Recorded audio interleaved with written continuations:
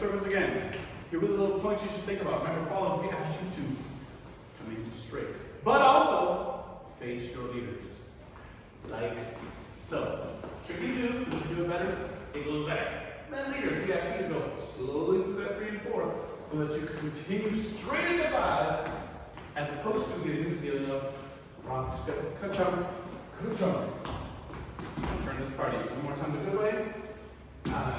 Move slowly and smoothly. Elizabeth comes in slowly and smoothly as well. Get some solo practice stuff. So for followers, we talked about step, step, triple step, and being okay crossing your feet like this. And what you really want to focus on is when you do your step, step, triple step, the only thing that changes is that you're turning your body. Step, step, turn your body. And then we just practice doing swivels. Practice the swivels at home because you're going to need them in a future week. That's right, we'll do more of those soon. And then we also did a couple of things we did right to the side. So we did rock, step, half swing up, and we went this way down. Rock, step, half swing up, we went into low downs. Ba-bam, ba-bam, ba-bam, ba-bam, ba-bam.